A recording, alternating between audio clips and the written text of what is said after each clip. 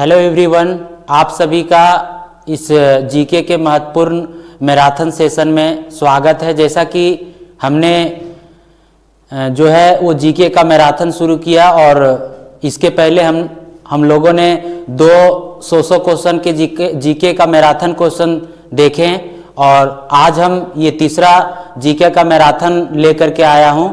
और आपको पता है कि आगामी 18 जनवरी को जो एग्जाम होने वाला है उसमें से जीके का अधिकतर क्वेश्चन आपको यहाँ से मिल सकता है, क्योंकि जीके के जितने सारे चैप्टर है उसको देखते हुए और प्रीवियस ईयर का क्वेश्चन को भी देखते हुए इसको तैयार किया गया है।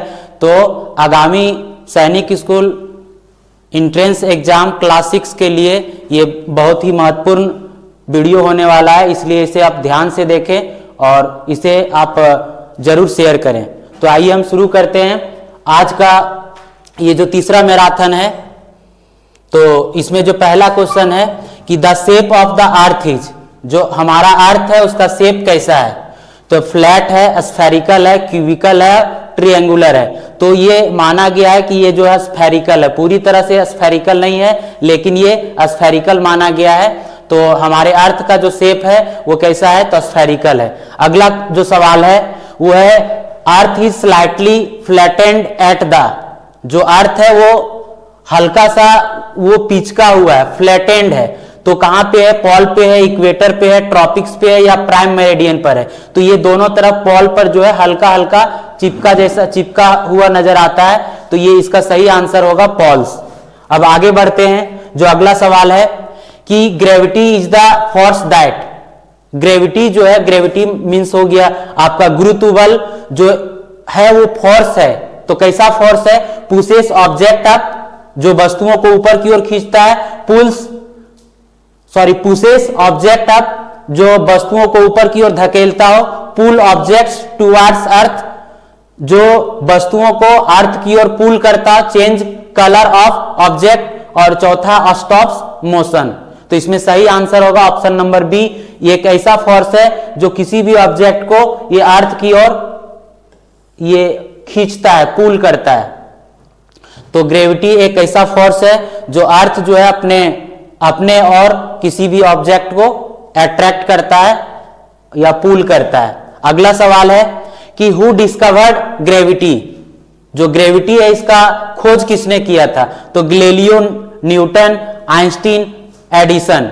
तो इसका सही आंसर होगा न्यूटन। सर आइजक न्यूटन जी जो थे इन्होंने ग्रेविटी का खोज किया था। माना गया है कि एक बार इन्होंने एक एप्पल के पेड़ के नीचे बैठा हुआ था और उसी समय एक जो एप्पल है वो जमीन पे आकर के गिरता है और वहीं से उनका ये सवाल उसके दिमाग में उठता है कि आखिर ये जो सेब है नीचे ग्राउंड पर क्यों गिरा। तो यहीं से उनका जो एक्सपेरिमेंट है शुरू होता है और इस प्रकार से वो काफी दिनों के बाद वो अपना जो ग्रेविटी का खोज किए कि अर्थ के पास ग्रेविटी था जिसके कारण कोई भी ऑब्जेक्ट जो है अर्थ की ओर अट्रैक्ट होता है। आगे बढ़ते हैं। अगला सवाल है कि objects fall towards the earth because of, कोई भी जो ऑब्जेक्ट है वो अर्थ की ओर गिरता है, अर्थ पर गिरता है, वो उसका क्या मेन रीजन है, wind, magnetism, gravity, air pressure. तभी हम लोग देखें कि जो ग्रेविटी है उस ग्रेविटी के कारण जो कोई भी ऑब्जेक्ट है वो अर्थ पर जो है वो आकर के गिरता है, अर्थ उसे अट्रैक्ट करता है। अगला सवाल जो है वो है ग्रेविटी एक्ट ऑन, जो ग्रेविटी है वो कार्य करता है लिविंग थिंग्स ओनली, सिर्फ लिविंग थिंग्स पर, non living things only, all object, water only. तो ये सभी ऑब्जेक्ट पर काम करता है, अर्थात सभी ऑब्जेक्ट, जैसा भी ऑब्जेक्ट हो, लिविंग, नॉन लिविंग, सारे ऑब्जेक्ट को ये अपने ओर अट्रैक्ट करता है। आगे बढ़ते हैं। अगला सवाल है कि which is true about gravity on the moon. अब इनमें से ये 4 ऑप्शन दिया हुआ है, चारों में से कौन सा ऑप्शन जो है वो ग्रेविटी ऑन द मून, मतलब मून पर जो ग्रेविटी है उसके लिए ये ट्रू है, सत्य है। तो पहला ऑप्शन है स्ट्रॉन्गर देन अर्थ, जो कहा गया है कि इसमें कहा जा रहा है कि जो मून पर जो ग्रेविटी है वो अर्थ से ज्यादा है। फिर दूसरा बोर्ड है सेम एज अर्थ, तीसरा बोर्ड है वीकर देन अर्थ और चौथा डज नॉट एग्जिस्ट। तो ये जो इसका जो ग्रेविटी होता है मून का, वो अर्थ से जो है वो कम होता है, वीकर होता है। अगर हम एग्जैक्ट जाने तो अर्थ के अपेक्षा जो मून का ग्रेविटी होता है 1/6 होता है, मतलब 1/6 गुना जो होता है ये मून का ग्रेविटी होता है। अर्थात हम कहें कि जो मून का ग्रेविटी है वो अर्थ से कम होता है। अगला सवाल है, the centre of the earth has, जो अर्थ का जो सेंटर है उसके पास होता है क्या? No gravity, maximum gravity, minimum gravity और चेंजिंग ग्रेविटी। तो हम लोग, जैसा कि हम लोग जानते हैं कि जो ग्रेविटी है वो, जो ग्रेविटी होता है अर्थ का,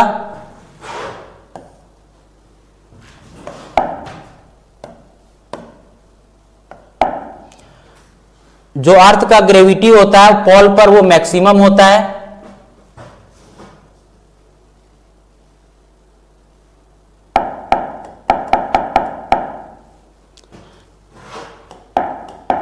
जैसा कि हम सभी जानते हैं कि जो अर्थ का जो पोल होता है, पोल पर ग्रेविटी जो है वो मैक्सिमम होता है, और जो इक्वेटर होता है, इक्वेटर होता है उस पर मिनिमम होता है, और जो सेंटर होता है, सेंटर पर जो ग्रेविटी होता है वो 0 होता है।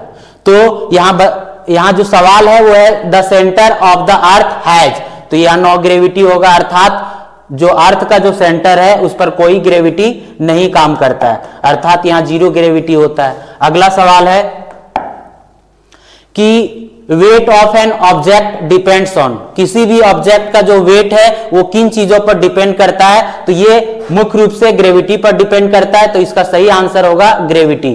अगला सवाल है कि अर्थ रोटेट्स ऑन इट्स, तो बहुत ही आसान सवाल है कि जो अर्थ है वो रोटेट्स करता है, तो वो अपने एक्सिस पर रोटेट करता है, और जो अर्थ है वो वेस्ट टू ईस्ट रोटेट करता है। आप सभी जानते होंगे कि जितने सारे प्लेनेट है वो वेस्ट टू ईस्ट रोटेट करता है, लेकिन जो वेनस और जो यूरेनस है वो ईस्ट टू वेस्ट करता है। तो अर्थ जो है वो अपने ही एक्सिस पर रोटेट करता है। आगे बढ़ते हैं, अगला सवाल है कि ग्रेविटी हेल्प अस टू, हम लोगों को ग्रेविटी किसमें मदद करता है? तो फ्लाई, उड़ने में, स्टे ऑन ग्राउंड, ग्राउंड पर चलने में, फ्लोट, एलवेज, तैरने में, जंप, इंडलेसली, और ऐसे मतलब अनंत तरीके से जंप करने में। तो हमें ग्राउंड पर टिके रहने या तो चलने में मदद करता है। अगर हमारे अर्थ पर ग्रेविटी नहीं होता तो हम लोग सही से इस अर्थ पर नहीं रह पाते, नहीं चल पाते, तो इसका सही आंसर होगा स्टे ऑन ग्राउंड। अगला सवाल जो है, which object falls faster in vacuum, बोल रहा है कि कौन सा ऑब्जेक्ट जो है वो वैकम में तेजी से गिरेगा। तो अगर हम वैकम में 2 ऑब्जेक्ट को एक साथ गिराते हैं तो वो हमेशा अर्थ पर एक ही टाइम में, एक ही टाइम में गिरेगा। तो इसमें से ना फास्टर होगा, ये यहां फास्टर होना चाहिए, यहां थोड़ा सा मिस्टेक है। Stone both fall together, none falls, तो इसमें बोथ फॉल टुगेदर, मतलब दोनों जो ऑब्जेक्ट है वो क्या होगा कि एक साथ इसमें गिरेंगे, क्योंकि वैकम में जो है वो दोनों ऑब्जेक्ट जो है, अगर वैकम में किसी भी ऑब्जेक्ट को, चाहे वो भारी हो चाहे हल्का हो, दोनों को गिराएंगे तो उसमें दोनों ऑब्जेक्ट एक ही साथ अर्थ से आकर के टकराएगा। आगे बढ़ते, अगला सवाल जो है बड़ा, gravity keeps planet in their, जो ग्रेविटी है वो प्लेनेट्स को रखता है, शेप, ऑर्बिट, साइज, कलर। तो वो जो ग्रेविटी है अर्थ का, या तो सन में भी ग्रेविटी होता है, अर्थ में भी होता है, सारे प्लेनेट्स में भी होते हैं। तो वो जो ग्रेविटी है प्लेनेट्स को उसके ऑर्बिट में बनाए रखने में मदद करता है, अर्थात हर एक जो प्लेनेट्स है उसको अपने ऑर्बिट में वो बनाए रखने में, घूमने में मदद करता है। अन्यथा उसके पास अगर ग्रेविटी नहीं होता तो वो किसी भी प्लेनेट से जाकर के टकरा सकता था। तो इसलिए वो जो ग्रेविटी एक जो फोर्स है उस प्लेनेट को अपने ही ऑर्बिट में घूमने में और रहने में मदद करता है। अगला सवाल जो है, the force of gravity was explained in the book, एक बुक है जिसमें ग्रेविटी को पूरी अच्छी तरह से एक्सप्लेन किया गया, उस बुक का नाम है प्रिंसिपिया, जिसे सर आइजैक न्यूटन जो इंग्लिश एक वैज्ञानिक थे उन्होंने प्रिंसिपिया नाम का एक बुक लिखा, और उसी बुक में ग्रेविटी का पूरी तरह से उसमें एक्सप्लेनेशन किया गया है। आगे बढ़ते, अगला सवाल है कि without gravity life on earth would be, बिना ग्रेविटी का अर्थ पर जो लाइफ होगा वो कैसा होगा। तो अर्थ पर बिना ग्रेविटी का लाइफ जो है इम्पॉसिबल है। यहां हम लोग बिना ग्रेविटी का कोई व्यक्ति रह ही नहीं सकता, वो हवा में उड़ेगा और मतलब वो पॉसिबल नहीं है कि हम लोग बिना ग्रेविटी का अर्थ पर रह पाएंगे। अगला सवाल है the blanket of air around earth is called, earth के चारों ओर एक ब्लैंकेट जैसा एक लेयर बना हुआ एयर का जिसे हम लोग एटमॉस्फेयर कहते हैं, तो इसका सही आंसर होगा एटमॉस्फेयर। अगला सवाल है कि the layer closest to the earth, जो हमारा एटमॉस्फेयर है उसमें मुख्य रूप से 5 लेयर होते हैं। एक होता है ट्रोपोस्फियर, उसके आगे जाएंगे तो स्ट्रेटोस्फियर होगा, उससे आगे जाएंगे तो हमें मीसोस्फियर मिलेगा, उससे आगे जाएंगे तो हमें आपका थर्मोस्फियर मिलेगा, उससे आगे जाएंगे तो एक्सोस्फियर मिलेगा। तो इस प्रकार से हमें जो अभी क्वेश्चन जो देखने को मिलेगा वो लेयर से मिलेगा। तो इसमें से पूछ रहा है the layer closest to the earth is, जो हमारा अर्थ है उसका सबसे नजदीक का लेयर कौन है, तो इसमें से सबसे नजदीक का जो लेयर है वो ट्रोपोस्फियर है, तो इसका सही आंसर ट्रोपोस्फियर हो जाएगा। अगला सवाल जो है वो अगला सवाल ये है कि weather changes occur in the, जो वेदर से रिलेटेड जो भी चीजें, जो भी घटनाएं, जो भी इवेंट्स होती है वो किस लेयर में, किस स्फीयर में होती है। तो वेदर से रिलेटेड चाहे क्लाउड हो चाहे रेन हो, वो सारी चीजें जो है वो ट्रोपोस्फियर में होती है, तो इसका सही आंसर होगा ट्रोपोस्फियर। इसका सही आंसर होगा ट्रोपोस्फियर। आगे बढ़ते हैं, अगला सवाल जो है बोला the ozone layer is found in the, जो ओजोन लेयर है जो हमें सूर्य के अल्ट्रावायलेट रे से, जो हार्मफुल अल्ट्रावायलेट रे जो सन से आता है उससे जो बचाता है ओजोन लेयर, वो किस लेयर में है, तो ट्रोपोस्फियर, स्ट्रेटोस्फियर, मीसोस्फियर, एक्सोस्फियर। तो ये जो ओजोन लेयर है वो स्ट्रेटोस्फियर में, तो इसका सही आंसर स्ट्रेटोस्फियर होगा। अगला सवाल जो है which layer protect us from harmful ultraviolet रे, अभी बताएं कि जो हमें जो ओजोन लेयर है वो सन के जो हार्मफुल अल्ट्रावायलेट रे है उससे बचाता है, तो इसका सही आंसर होगा ओजोन लेयर, जो हमें सन के हार्मफुल अल्ट्रावायलेट रे से बचाता है। अगला जो सवाल है, आगे बढ़ते, अगला सवाल जो है एरोप्लेन्स फ्लाई इन द, जो एरोप्लेन्स है वो कहां उड़ता है, तो एरोप्लेन जो है वो स्ट्रेटोस्फियर में उड़ता है।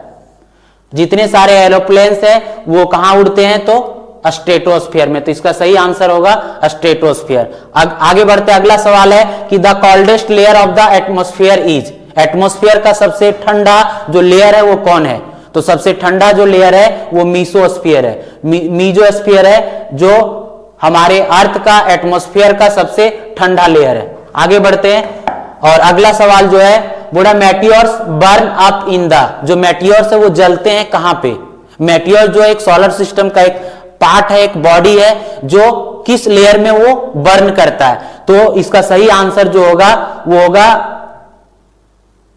मीजोस्फियर होगा।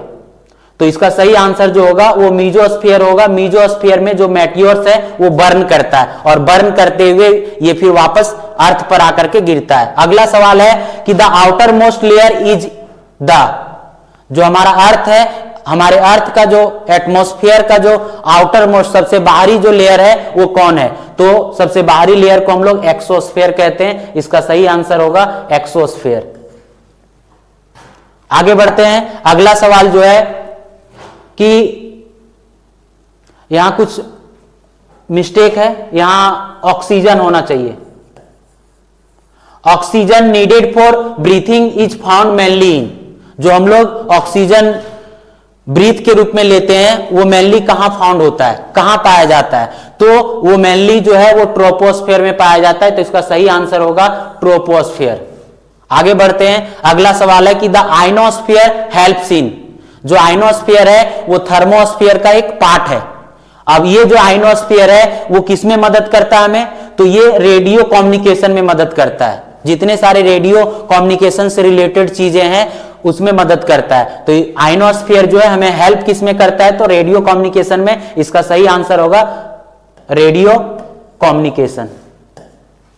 आगे बढ़ते हैं, अगला जो सवाल है कि टेम्परेचर इंक्रीजेज इन द, जो टेम्परेचर है एटमॉस्फेयर का वो इंक्रीज होते जाता है, तो किस लेयर में इंक्रीज होते जाता है, तो ये थर्मोस्फीयर में होता है। तो इसका सही आंसर जो होगा वो होगा थर्मोस्फीयर।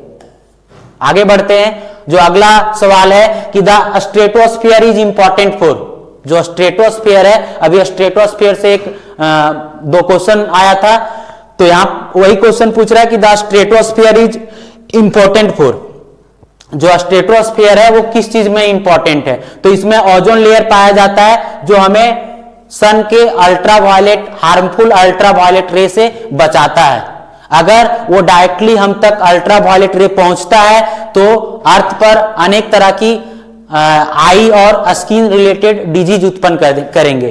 तो ये जो ओजोन लेयर है वो स्ट्रेटोस्फीयर में है जो हमें सन के अल्ट्रावायलेट रे से बचाता है। आगे बढ़ते हैं, और जो अगला सवाल है कि the layer where satellites move is, अभी हम लोग देखे कि जो मेटियोर था वो बर्न करता था कहां, मीजोस्फीयर में। अब यहां सवाल आया कि सैटेलाइट जो है वो किस लेयर में मूव करता है, तो सैटेलाइट वह बॉडी होता है, वह हेवनली बॉडी है जो किसी प्लेनेट के चारों ओर वो रिवॉल्व करता है, घूमता है, तो उसे हम सैटेलाइट कहते हैं। और वो सैटेलाइट कौन सा लेयर में, कौन सा स्फीयर में वो घूमता है, तो उसका सही आंसर होगा एक्सोस्फीयर। तो इसका सही आंसर होगा एक्सोस्फीयर। अगला सवाल जो है वो बोल रहा है atmosphere is held to earth by, जो एटमॉस्फेयर है वो अर्थ को हेल्ड करता है किस रूप में, तो मैग्नेटिज्म, ग्रेविटी, प्रेशर, वाइंड, तो ये वाइंड के रूप में हेल्ड करता है अर्थ को।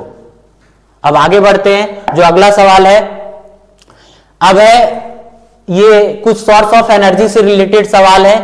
Non renewable sources are those which, तो मेनली एक नॉन रिन्यूएबल होता है, एक रिन्यूएबल सोर्स ऑफ एनर्जी होता है। तो non renewable sources of energy वैसे सोर्स ऑफ एनर्जी होता है जिसे हम आसानी से उसे प्राप्त नहीं कर सकते, जो हमारे जो अर्थ पर, जो हमारे नेचर में सीमित मात्रा में है, लिमिटेड मात्रा में, तो उसको हम लोग non renewable source of energy कहते हैं। जैसे कोल हो गया, पेट्रोलियम हो गया, नेचुरल गैस हो गया, ये सब जो है वो non renewable source of energy के अंतर्गत आते हैं। तो इसमें से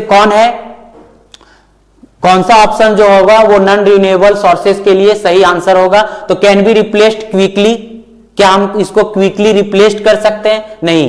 can not be replaced easily, इसका सही आंसर ऑप्शन नंबर बी होगा कि इसे हम इजिली से रिप्लेस नहीं कर पाते हैं, अर्थात इसको हम इजिली तरीके से प्राप्त नहीं कर पाते हैं। अगर ये जो non renewable source of energy वो एक बार समाप्त होता है तो हम आसानी से इसको रिप्लेस नहीं कर पाएंगे। अगला सवाल है कि कोल एक क्या है, तभी बताएं कि कोल एक non renewable source of energy, जिसको बनने में काफी समय लगता है, लाखों हजारों साल लगते हैं, और ये एक बहुत धीमा प्रोसेस है, और इसी कारण से जो कोल है वो non renewable source of energy कहलाता है। तो इसका सही आंसर होगा ऑप्शन नंबर बी।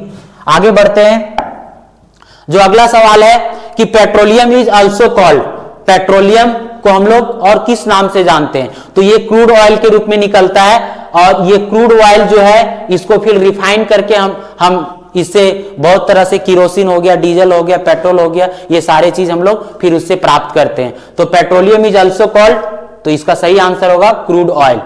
अगला सवाल है which is a fossil fuel, fossil fuel way fuel है जो मरे हुए जीव जंतु और प्लांट्स के अवशेष से प्राप्त होते हैं। तो ये वाइंड हो गया, कॉल हो गया, सोलर हो गया, वाटर हो गया, तो कोल जो है इसका सही आंसर होगा। तो इसका सही आंसर होगा कोल, अर्थात जो कोल है एक फॉसिल फ्यूल है जो लिविंग थिंग्स अर्थात कह सकते हैं प्लांट्स या एनिमल्स के रिमेन से बहुत ही धीमी प्रोसेस के थ्रू बनता है, इसलिए कोल को हम लोग फॉसिल फ्यूल के अंतर्गत रखते हैं। अगला सवाल जो है कि natural gas is used as, तो नेचुरल गैस दो तरह का होता है, एक हम एलपीजी जानते हैं और एक सीएनजी। जो एलपीजी हम लोग जो एलपीजी है इसका फुल फॉर्म होता है लिक्विफाइड पेट्रोलियम गैस, और सीएनजी का होता है कंप्रेस्ड नेचुरल गैस। जो एलपीजी होता है वो हम लोग घरों में खाना पकाने के लिए करते हैं, सीएनजी ज्यादातर गाड़ियों में ईंधन के रूप में प्रयोग किया जाता है। तो जो नेचुरल गैस है उसको हम लोग यूज करते हैं किस रूप में, तो फर्टिलाइजर के रूप में, कुकिंग फ्यूल के रूप में, प्लास्टिक के रूप में, सीमेंट के रूप में। तो इसका सही आंसर जो होगा वो कुकिंग फ्यूल के रूप में होगा। अगला सवाल जो है कि fossil fuel are formed from, जो फॉसिल फ्यूल है वो किससे बनता है, तभी बताएं कि फॉसिल फ्यूल जो है वो जीवों के और प्लांट के अवशेष से बनता है। तो fossil fuel are formed from rocks, dead plants and animals, soil, water. तो इसका सही आंसर होगा डेड प्लांट्स एंड एनिमल्स। आगे बढ़ते हैं और जो अगला सवाल है कि non renewable energy source causes, जो non renewable source of energy है वो काउज मतलब उत्पन्न करता है, क्या उत्पन्न करता है, तो no pollution, air pollution, no harm, only light. तो ये है एयर पॉल्यूशन ज्यादा उत्पन्न करता है। जो हमारा non renewable source of energy है वो ज्यादातर एयर पॉल्यूशन उत्पन्न करता है। वही हम अगर रिन्यूएबल सोर्सेस की बात करेंगे तो वो ज्यादा पॉल्यूशन उत्पन्न नहीं करता है। तो इसका सही आंसर होगा एयर पॉल्यूशन। आगे बढ़ते हैं, अगला सवाल जो है which is not a non renewable source. अब इनमें से कौन सा सोर्स ऑफ एनर्जी जो है जो नॉन रिन्यूएबल सोर्स नहीं है, तो कोल, पेट्रोलियम, नेचुरल गैस, वाइंड। तो कोल भी जो है वो नॉन रिन्यूएबल है, जो पेट्रोलियम है ये भी है, नेचुरल गैस है ये भी है, तो वाइंड इसका सही आंसर होगा। तो जो non renewable source of energy इसमें से नहीं है वो कौन है, तो वाइंड है। आगे बढ़ते हैं, अगला सवाल जो है बोला petroleum products include, petroleum product के अंतर्गत कौन कौन से आते हैं, तो पेट्रोल भी आता है, डीजल भी आता है, किरोसिन भी आता है। तो इसका सही आंसर जो होगा वो ऑल ऑफ दीज होगा। अगला सवाल जो है coal is mainly used in, जो कोल है वो मेनली किस चीज में हम लोग यूज करते हैं, तो होम्स में, थर्मल पावर प्लांट्स में, व्हीकल्स में, कुकिंग में। तो होम्स में भी हम लोग यूज करते हैं, लेकिन मेनली हम लोग किस में यूज करते हैं, तो थर्मल पावर प्लांट में, उसमें विद्युत उत्पन्न, इलेक्ट्रिसिटी उत्पन्न करने में ज्यादा मात्रा में कोल का मतलब यूज करते हैं हम लोग। आगे बढ़ते हैं, जो अगला सवाल है कि बर्निंग फॉसिल फ्यूल्स रिलीज, अगर फॉसिल फ्यूल को हम लोग जलाते हैं तो वो क्या उत्पन्न करेगा, oxygen, carbon dioxide, nitrogen, hydrogen. तो इसका सही आंसर होगा कार्बन डाइऑक्साइड। तो जब हम फॉसिल फ्यूल को जलाएंगे तो वो अधिक मात्रा में जो है वो कार्बन डाइऑक्साइड को उत्पन्न करता है और ज्यादा मात्रा में ये पॉल्यूशन उत्पन्न करता है। अगला जो सवाल है कि fossil fuels are stored in the, जो फॉसिल फ्यूल है वो कहां स्टोर्ड होता है, तो एटमॉस्फेयर में, अर्थ क्रस्ट में, ओशियंस में, एयर्स में। जो फॉसिल फ्यूल है चाहे पेट्रोलियम हो, चाहे नेचुरल गैस हो, चाहे वो कोल हो, तो वो कहां स्टोर रहता है, तो अर्थ क्रस्ट में। तो इसका सही आंसर होगा अर्थ क्रस्ट। अर्थ क्रस्ट को खोद करके हम लोग जो है वो फॉसिल फ्यूल को प्राप्त करते हैं। आगे बढ़ते हैं, अगला जो सवाल है कि एलपीजी जो ऑब्टेन्ड फ्रॉम, एलपीजी अभी बताए थे, एलपीजी का फुल फॉर्म ये कभी कभी पूछता है कि एलपीजी का जो फुल फॉर्म है वो क्या है, तो LPG stand for liquefied petroleum gas. तो ये कहां से प्राप्त होता है, कोल से, पेट्रोलियम से, वाटर से, वाइंड से। तो ये पेट्रोलियम से प्राप्त होता है। जो पेट्रोलियम है उस पेट्रोलियम से हम जो है एलपीजी और सीएनजी गैस प्राप्त कर सकते हैं। तो इसका सही आंसर पेट्रोलियम हो जाएगा। अगला सवाल जो है nuclear energy is produced using, जो न्यूक्लियर एनर्जी है वो कहां से प्रोड्यूस होता है, किस चीज से प्रोड्यूस होता है, तो ये जो न्यूक्लियर एनर्जी है मेनली यूरेनियम से प्रोड्यूस होता है। तो इसका सही आंसर होगा यूरेनियम। आगे बढ़ते हैं और अगला जो सवाल है वो non renewable sources should be, जो नॉन रिन्यूएबल सोर्सेस है उसको हमको क्या करना चाहिए, वेस्ट करना चाहिए, कंजर्व करना चाहिए, इग्नोर करना चाहिए, बर्न मोर, ज्यादा जलाना चाहिए। तो हमें इसे कंजर्व करना चाहिए ताकि आने वाला पीढ़ी के लिए ये बचा रह सके, क्योंकि हम लोग जानते हैं कि जो non renewable source of energy है वो हमारे नेचर में लिमिटेड मात्रा में, अगर हम इसी इसी तेजी से, इसी रेट से हम लोग इसका खपत करते रहेंगे तो एक दिन ये समाप्त हो जाएगा। और अगर समाप्त हो जाएगा तो आने वाला पीढ़ी को ये दर्शन भी नहीं होगा कि हमारे अर्थ पर कोई non renewable source of energy coal petroleum के रूप में था। तो इसलिए हमें जब भी ज्यादा जरूरत हो तब हम लोग non renewable source of energy का उपयोग करेंगे, अन्यथा अगर उसके जगह पर किसी चीज का उपयोग करने के लिए हम लोग सक्षम है तो उसका करेंगे। और इसलिए हम लोग इसको कंजर्व करने का हम लोग भरसक प्रयास करना चाहिए। अगला जो सवाल है कि staple food of south India, जो साउथ इंडिया उसका स्टेपल फूड मुख्य भोजन क्या है? तो उसका मुख्य भोजन राइस है। साउथ इंडिया में जो मुख्य जो भोजन है, जो स्टेपल फूड है वो राइस है। आगे बढ़ते हैं, जो अगला सवाल है कि people living in coastal area eat more, जो लोग कोस्टल एरिया में, जो तटीय क्षेत्र में जो लोग रहते हैं, जो समुद्र के किनारे जो लोग, जो स्टेट बसा हुआ जो लोग रहते हैं, वो ज्यादातर क्या खाते हैं? तो फिश, व्हीट, मिल्क, पल्सेस। तो वो ज्यादातर फिश खाते हैं क्योंकि वहां अधिक मात्रा में फिश जो है उन्हें प्राप्त होता है। अगला जो सवाल है कि द ट्रेडिशनल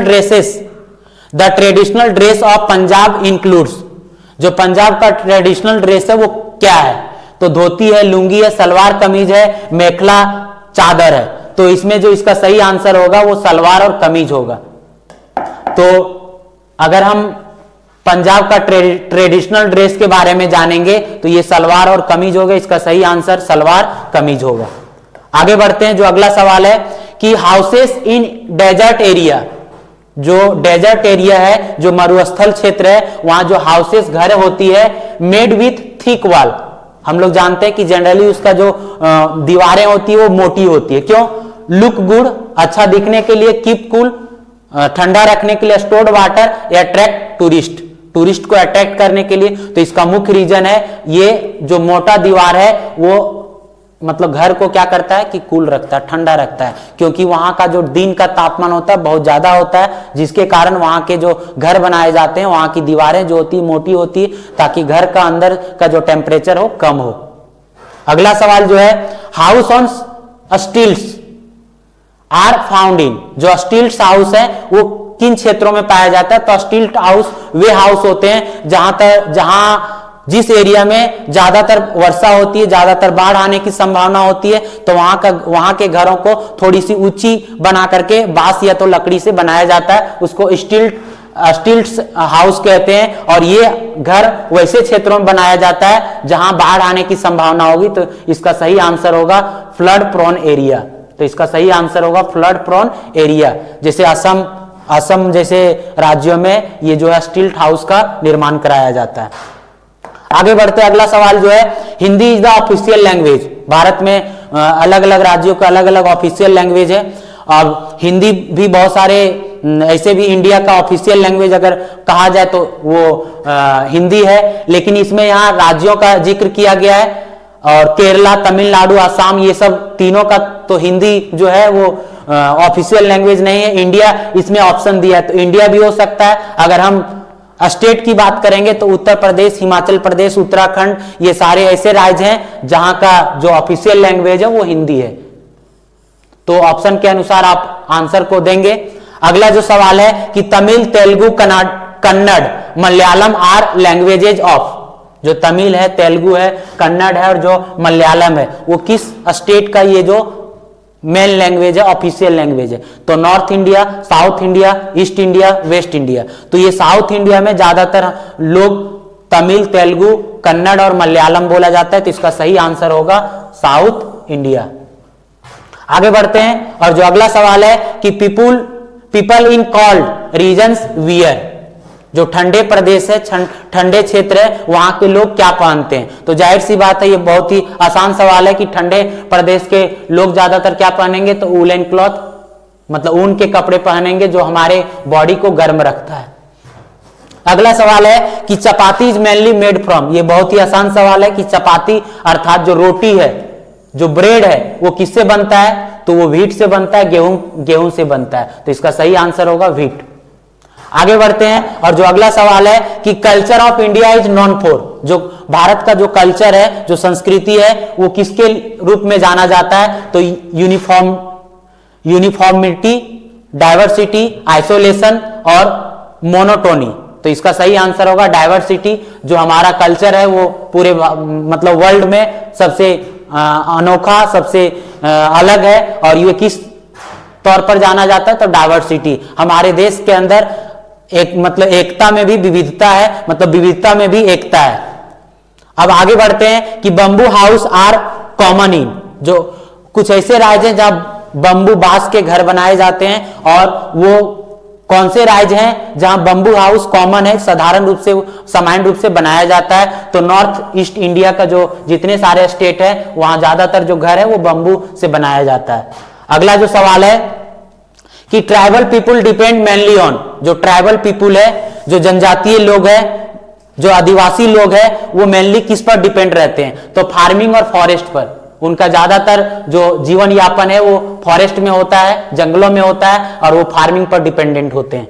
अगला जो सवाल है कि लैंग्वेज हेल्प इन, जो लैंग्वेज है, जो भाषा है, हम लोग को हेल्प करता है, मदद करता है किसमें, तो हम लोग को कम्युनिकेशन में मदद करता है। हम लोग एक दूसरे से कांटेक्ट हो पाते हैं, तो लैंग्वेज के आधार पर हो पाते हैं, तो इसका सही आंसर होगा कम्युनिकेशन। अगला जो सवाल है कि फूड हैबिट्स डिपेंड ऑन, जो फूड हैबिट्स हम लोग किस प्रकार का भोजन करते हैं वो जो है डिपेंड किस चीज पर निर्भर करता है, तो ये जो है क्लाइमेट और रीजन, वहां का क्लाइमेट कैसा है और वो कौन सा रीजन में है, तो उसी के अनुसार वहां के लोगों का जो है फूड हैबिट होता है। अगला जो सवाल है कि India has how many scheduled language, Bharat में कितने शेड्यूल्ड लैंग्वेज हैं, तो भारत में 22 शेड्यूल्ड लैंग्वेज है। हमारे इंडियन कॉन्स्टिट्यूशन में हमारे इंडियन कॉन्स्टिट्यूशन के 344 मतलब 344 आर्टिकल अनुच्छेद में ये जिक्र है कि भारत में कुल कितने शेड्यूल्ड लैंग्वेज है, तो 22 है। इसका सही आंसर 22 होगा। आगे बढ़ते हैं। अगला जो सवाल है कि यंग वन ऑफ काव, यंग वन से भी सैनिक स्कूल में एक क्वेश्चन तो हमेशा आता है। अब इसमें से कुछ जो इंपॉर्टेंट जो अंगवंश है इसमें शामिल है, तो इसमें से पहला जो सवाल है यंगवंश से कि काव का यंगवंश, काव के जो बच्चे हैं उसको क्या कहते हैं, तो इसके बच्चे को काल्फ कहते हैं, तो इसका सही आंसर होगा काल्फ। अगला जो सवाल है कि young one of dog, dog के यंगवन को क्या कहते हैं, तो डॉग के यंगवन को पप्पी कहते हैं, कुत्ते के बच्चे को हम लोग पप्पी कहते हैं। अगला जो सवाल है कि young one of got, got के जो बच्चे हैं उसको क्या कहते हैं, तो उसको कीड कहते हैं। तो गॉट अगर बकरी के बच्चे हैं तो उसके बच्चे को हम लोग कीड कहते हैं।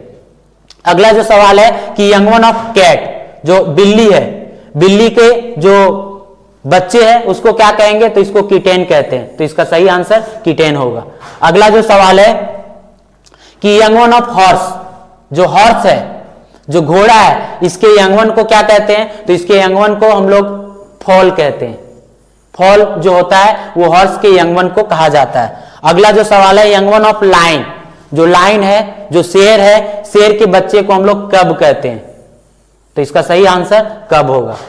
आगे बढ़ते हैं और जो अगला सवाल है यंगवन ऑफ सीप, सीप के यंगवन को हम लोग क्या कहते हैं, तो सीप के यंगवन को हम लोग लैम्ब कहते हैं। अगर सीप है, भेड़ है, तो उसके बच्चे को हम लोग लैम्ब कहेंगे। अगला जो सवाल है यंगवन ऑफ हैन, हैन जो मुर्गी है उसके बच्चे हैं तो उसको हम लोग चीक कहेंगे, तो इसका सही आंसर होगा चीक।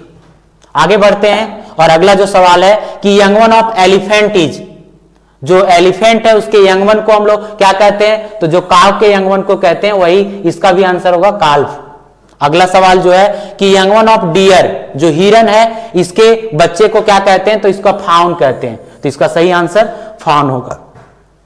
आगे बढ़ते हैं और जो अगला सवाल है वो है प्लांट्स के मतलब पार्ट से, तो इसमें जो सवाल है कि रूट्स मेनली हेल्प्स इन, जो रूट्स है, जो जड़्स है, वो मेनली किसमें हेल्प करता है प्लांट्स को, तो photosynthesis, absorbing water, making food, reproduction, तो इसका सही आंसर होगा एब्जॉर्बिंग फूड। यहाँ मिनरल भी रहता तो भी हो सकता था कि ये जो रूट है वाटर को और मिनरल को एब्जॉर्ब करके प्लांट के विभिन्न पार्ट तक पहुंचाता है।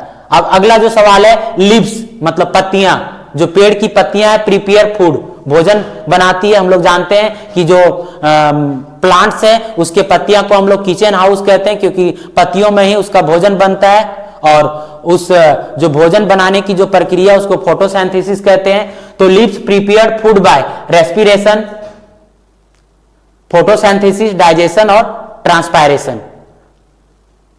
तो इसमें जो सही आंसर होगा वो फोटोसिंथेसिस होगा। फोटोसिंथेसिस की प्रक्रिया के द्वारा ही जो लीव्स है वो अपना भोजन बनाते हैं। आगे बढ़ते हैं, अगला जो सवाल है, स्टेम हेल्प्स इन, जो तना है वो किस रूप में मदद करता है? Holding leaves and flowers, absorbing water, making seeds, breathing. तो इसका सही आंसर होगा होल्डिंग लीव्स एंड फ्लावर। वो पत्तियों को होल्ड करके, फ्लावर्स को होल्ड करके होल्ड करने में मदद करता है। कौन? तो स्टेम्स। जो अगला सवाल है, फ्लावर्स आर यूज्ड फॉर, जो फ्लावर्स है, जो फूल है, वो किस रूप में पेड़ को मदद करता है, पौधे को मदद करता है? तो making food, reproduction, absorbing water, support. तो इसका सही आंसर होगा रिप्रोडक्शन। जो फ्लावर्स है प्लांट्स का, वो उसे रिप्रोडक्शन करने में, नए प्लांट बनाने में मदद करते हैं। आगे बढ़ते हैं, और जो अगला सवाल है, ह्यूमन लंग्स हेल्प इन, जो ह्यूमन का लंग्स है, फेफड़ा है, वो किस में मदद करता है? तो डाइजेशन, ब्रीथिंग, सर्कुलेशन, थिंकिंग। तो जो ह्यूमन का जो लंग्स है वो ब्रीथिंग करने में मदद करता है। तो जो ह्यूमन का मेन जो ब्रीथिंग पार्ट है उसे लंग्स माना गया है। तो लंग्स जो है वो ब्रीथिंग करने में मदद करता है। अगला जो सवाल है कि हार्ट पंप्स, जो हमारा हार्ट है वो किस चीज को पंप करता है? तो जो हमारा हार्ट है वो ब्लड को पंप करता है। पूरे शरीर में हार्ट तक एक बार ब्लड आता है, पुनः उस ब्लड को पूरे शरीर में पंप करता है। तो हार्ट जो है किसको पंप करता है? तो ब्लड को पंप करता है। आगे बढ़ते हैं, और जो अगला सवाल है कि आईज हेल्प अस टू, तो ये तो बहुत सिंपल सवाल है कि आईज जो है हमें किस में मदद करता है? तो सी, देखने में। अगला सवाल है, नोज हेल्प्स इन, जो नोज है, जो नाक है, वो किस में मदद करता है? तो बहुत ही सिंपल सवाल है कि स्मेलिंग करने में, सूंघने में और ब्रीथिंग करने, सांस लेने में मदद करता है। आगे बढ़ते हैं, अगला जो सवाल है कि रूट्स आल्सो हेल्प्स इन, अभी हम लोग देखे थे कि रूट्स जो है वो मिनरल और वाटर को एब्जॉर्ब करके प्लांट के विभिन्न पार्ट तक पहुंचाता है। इसमें से एक और आया है कि रूट्स जो है किस चीज में और भी मदद करता है? तो होल्डिंग प्लांट फैमिली। इसका सही आंसर यही होगा कि पेड़ को अच्छे तरीके से, मजबूती तरीके से पकड़ करके रखता है ताकि वो पेड़ जो है वो अच्छे तरह से जमीन पर खड़ा रह पाए। अगला जो सवाल है कि ब्रेन कंट्रोल, जो हमारा ब्रेन है वो किस चीज को कंट्रोल करता है? तो ये जो ब्रेन है वो हमारे बॉडी का एक, मतलब कंप्यूटर का जिस तरह से यूपीएस होता है, तो उसी तरह से ये जो ब्रेन है हमारा, मतलब बॉडी का, ये पूरे एक्टिविटी की, पूरे बॉडी पार्ट को ये कंट्रोल करता है। तो इसका सही आंसर होगा ऑल बॉडी एक्टिविटी को ये कंट्रोल करता है। आगे बढ़ते हैं, और अगला सवाल जो है वो है कि international and national UNO stand for, कहने का मतलब है कि यूएनओ जो है इसका क्या मतलब है, क्या मीनिंग है या क्या फुल फॉर्म है? तो यूएनओ का मतलब होता है यूनाइटेड नेशंस ऑर्गेनाइजेशन, जिसका जो निर्माण है वो 24 अक्टूबर 1945 को हुआ था, जब लीग ऑफ नेशन द्वितीय विश्व युद्ध को रोकने में असफल रहा। तो सभी देशों ने मिलकर के 24 अक्टूबर 1945 ईस्वी को यूएनओ का गठन किया। तो यूएनओ का जो पूरा नाम फुल फॉर्म होता है यूनाइटेड नेशंस ऑर्गेनाइजेशन होता है, जिसका हेड क्वार्टर न्यूयॉर्क है। अगला सवाल जो है कि the head quarter of UNO is, अभी बताएं कि जो यूएनओ का हेड क्वार्टर है वो न्यूयॉर्क है। तो इसका सही आंसर न्यूयॉर्क होगा। आगे बढ़ते हैं, और जो अगला सवाल है कि यूनिसेफ वर्क्स फॉर, जो यूनिसेफ ये भी एक इंटरनेशनल ऑर्गेनाइजेशन, एक संस्था है जो किस में मदद करता है, किस क्षेत्र में कार्य करता है? तो चिल्ड्रेन के प्रति कार्य करता है। तो इसका सही आंसर चिल्ड्रेन होगा। अगला जो सवाल है कि WHO इज रिलेटेड टू, जो WHO जिसको हम लोग बोलते हैं वर्ल्ड हेल्थ ऑर्गेनाइजेशन, ये किससे रिलेटेड है? तो ये हेल्थ से रिलेटेड है। तो इसका सही आंसर हेल्थ होगा। आगे बढ़ते हैं, और जो अगला सवाल है कि यूनेस्को डील्स विथ, यूनेस्को भी एक इंटरनेशनल ऑर्गेनाइजेशन है जो किस क्षेत्र को देखता है? तो ये कल्चर और एजुकेशन के क्षेत्र में काम करता है। तो इसका सही answer option number A, culture and education होगा। अगला जो सवाल है कि सार्क ये भी एक इंटरनेशनल संस्था है जो कुछ जो साउथ एशियन के जो कंट्री हैं वो मिल करके सार्क का निर्माण किया है? तो सार्क इज ऑर्गेनाइजेशन ऑफ, तो इसका सही आंसर होगा option number C, South Asian countries. आगे बढ़ते हैं और जो अगला सवाल है वो है national human rights commission work for. जो नेशनल ह्यूमन राइट्स कमीशन है वो किस क्षेत्र में काम करता है? तो नाम से ही पता चल रहा है कि ये ह्यूमन राइट्स के प्रति काम करता है, तो इसका सही answer option number be human rights होगा। अगला जो सवाल है कि पद्म अवार्ड्स आर गिवन बाय, जो पद्म अवार्ड है वो किसके द्वारा दिया जाता है? तो हमेशा पद्म अवार्ड जो है वो प्रेसिडेंट के द्वारा दिया जाता है। ऐसे जो ये पद्म अवार्ड है ये जो है प्रेसिडेंट के द्वारा दिया जाता है, और जो एक महत्वपूर्ण क्षेत्र में जो काम किया जाता है उसी क्षेत्र में जो एक्सेलेंट वर्क करता है जो लोग, उन्हीं लोग को ये दिया जाता है। अब आगे जो अगला जो सवाल है कि भारत रत्न इज द, तो जो भारत रत्न है भारत का सबसे हाईएस्ट सिविलियन अवार्ड है, तो यहां इसका सही आंसर जो होगा वो हाईएस्ट सिविलियन अवार्ड होगा। भारत का जो सबसे बड़ा अवार्ड, जो सबसे महत्वपूर्ण अवार्ड है वो भारत रत्न है, जिससे पहली बार 3 लोगों को दिया गया था। ये आपका सर्वपल्ली राधाकृष्णन को, सीवी रमन को और सी राजगोपालाचारी को।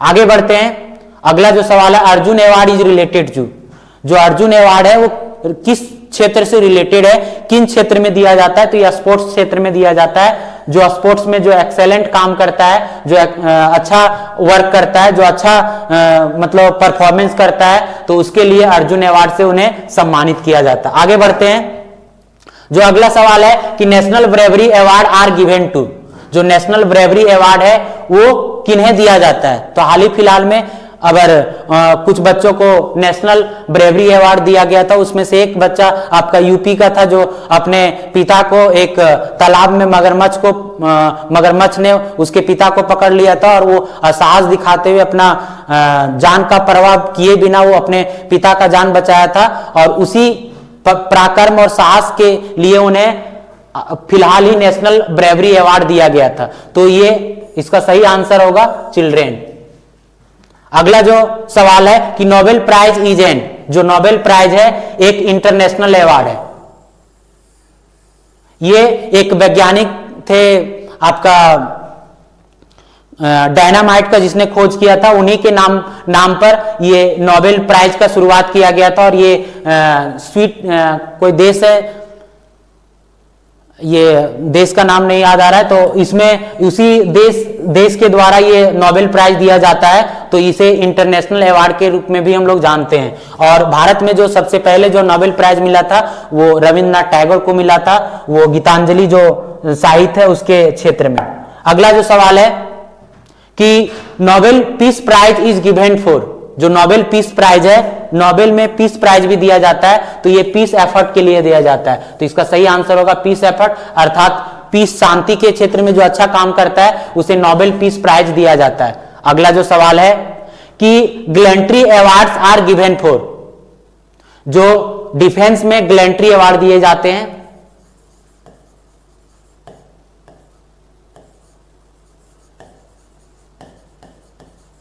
अब गैलेंट्री अवार्ड 2 तरह के होते हैं, एक वार टाइम,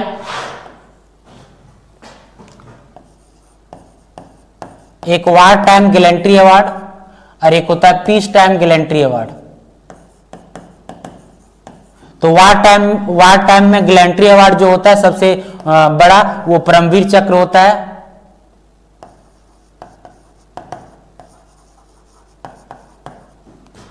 और इसमें जो होता है वो अशोक चक्र होता है। परमवीर चक्र के बाद फिर आता है इसमें ये कीर्ति चक्र, पीस टाइम में जो सबसे हाईएस्ट जो गैलेंट्री अवार्ड होता है वो अशोक चक्र होता है, फिर इसमें कीर्ति चक्र होता है, फिर उसके बाद शौर्य चक्र होता है। तो इसमें 3 अवार्ड, इसमें भी 3 अवार्ड होता है। परमवीर चक्र होता है, एक आपका महावीर चक्र,